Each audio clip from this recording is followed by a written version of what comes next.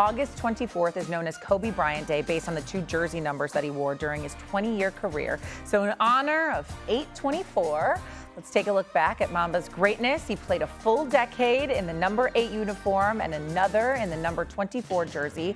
Kobe scored almost the same amount of points in each jersey number, over 16,000. 3 of his titles were in the number 8, and the other pair were won with the number 24. And so when we reflect on what that Mamba mentality means, and like the legacy of Kobe Bryant, what do you think about? Yeah, Kobe was like one of my favorite athletes because I kind of grew up in that Kobe generation. I didn't probably appreciate the mentality until after his passing, to be honest with you, and more became, I guess, accessible, or I paid attention to it more, and just hearing his thoughts on failure. I mean, I have teenage boys who are athletes and a 10-year-old daughter who is an athlete, and I send them the Kobe clips of what failure is. It's a figment of your imagination. There is no failure. There's only information for data points. Failure is really only stopping. And so, to develop that. So I think, like, from a perspective of competition and mentality, I think he's probably one of the most interesting people, certainly of like my lifetime, of just listening to the way he saw the world, saw sport, saw competition, saw challenge.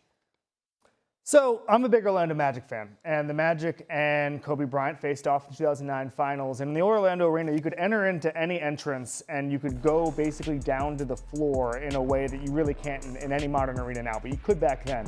And so my friends and I would always go through the floor, and we would just stand next to the benches pregame, and we were able to, by pure happenstance, be right next to Kobe Bryant for the national anthem for Game 3 of the NBA championship. If you remember, games 1 and 2 were pretty competitive. Game 1 went to overtime, all that stuff.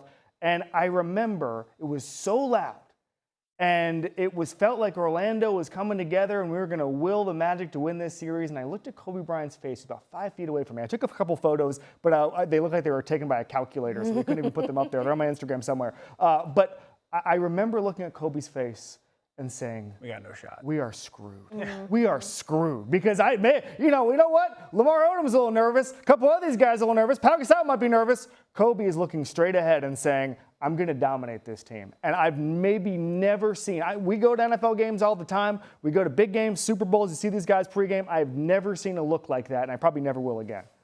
I just think about how Mamba mentality continues in these athletes now. And I think even as recently as the Knicks and Jalen Brunson and, sweeping through teams or going up, 3-1 or whatever in series. And, he's asked by reporters, you guys have this size, believe, like, what's the matter? And he's like, job's not finished. Yeah. So I always think about job's not finished and how that has resonated with so many athletes, but it takes a particularly special athlete to sort of shift into that gear where you have the blinders on and you cannot relax until that ultimate job is finished. And so that, to me, I just think about Jalen Brunson sort of channeling that throughout. I think my favorite Kobe story is the Olympics one. The one when, like, he's going against Pau Gasol or whatever, and, like, Dwayne Wade and LeBron are talking about, like, Kobe said he's going to run through his chest, and all of a sudden, poof, like, that's sick. I feel like this Mamba mentality, it's like an X factor. Like, so few, they could be outstanding athletes, but so few athletes have it. And I agree with you, Dan. Like, I didn't quite appreciate it as much until, unfortunately, after he passed, just because I don't feel like I saw all the clips the way they show up maybe on my social media feed, or the way I hear these athletes talk about it, or I've watched the highlights now so much more. But there is this, I can't name really right now a player in any sport that I know has that same determination and drive that he had. And it is such an X factor. And I love that we have a phrase for it. Like, I love that we call it that Mamba mentality.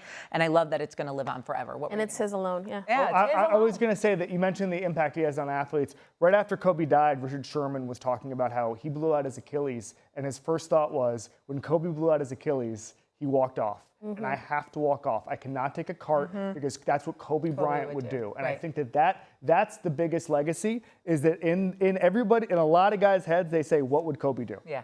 I'm on